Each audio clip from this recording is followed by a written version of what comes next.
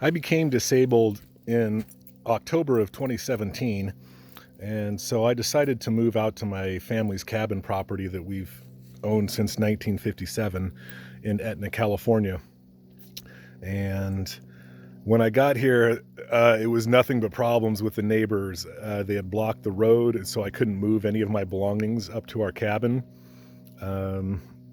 Also, the cabin was burglarized and vandalized. It was ransacked and sabotaged, and they threw a dead animal in our well. And then later, the cabin was burned to the ground. And then a second fire was started on the property, a brush fire. 6 months later, seemed to be targeting my RV trailer and my quad. So with all of the problems that I had to start going to the courthouse and looking for documents and try to figure out what was going on with this property and all the surrounding properties, why I was having all these problems with the neighbors. So here's some of the documents that I discovered. So this is the document where Alfonso Fugestaller gave the property to my mother in 1957. There was no easement in the deed at that time. They had promised to give us one if Al had ever died. So here in the executrix's deed, his daughter kind of finalized everything and created an easement for us. All of these documents, by the way, are court certified. You can see their embossed stamp on them. And then this is the document where my mother had left the cabin property to my brother and my sister and I when she died in 1992. So here it shows the cabin property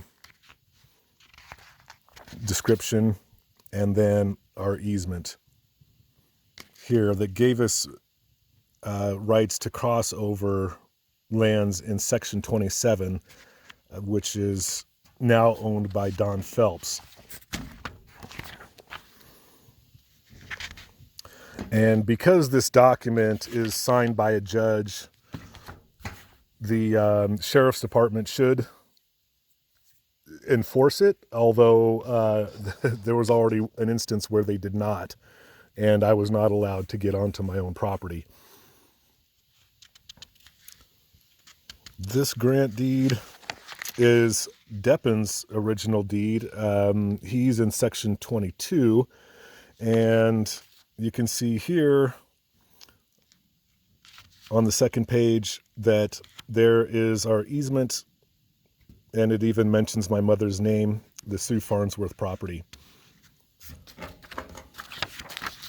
But he didn't want to honor our easement because apparently he's spiteful and was in some type of argument with other parties and decided to kind of screw us over, as even though we weren't involved. I don't quite get it, but he's not a very nice person. So he concocted this correctory deed, or corrective deed is the proper term. And in this deed, he removed our easement clause, so it's no longer there. And then he used this document to convince the sheriff's department that we didn't have an easement over his property, which we clearly do.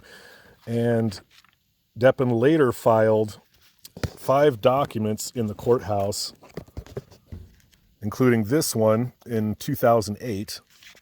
And all of those documents also show our easement in the property description. So because he can't remove an easement without an expensive trial, a court process, he decided to use a fraudulent corrective deed to remove the easement instead. And I've received correspondence between him and the sellers of the property, the people who sold the property to him, which was the Corey family or Corey sisters. And he asked them to sign a new document. So he concocted a lie saying that he couldn't close escrow on the property until he cleared up these defects, which was all a lie.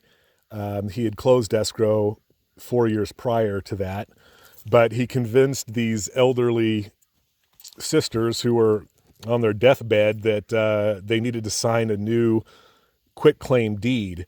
So Deppen had contacted the elderly Corey sisters and asked them to sign a quitclaim deed, and then either he realized or maybe his attorney told him that a corrective deed or a quitclaim deed couldn't be used because the Corey sisters had already conveyed interest in the property. They no longer had any interest in the property to convey with the quitclaim deed.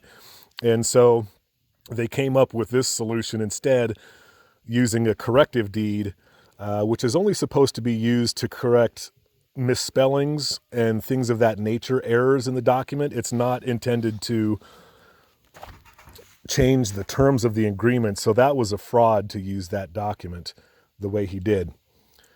And then I, at great expense, had this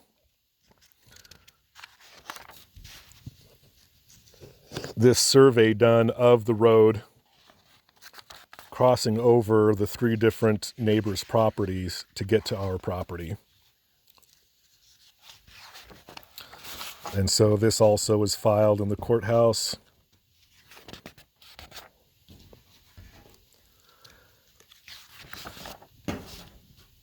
But I'm still having continued problems with the neighbors, including one of them, Don Phelps, pulling a gun on associates of mine and then actually firing his gun on me.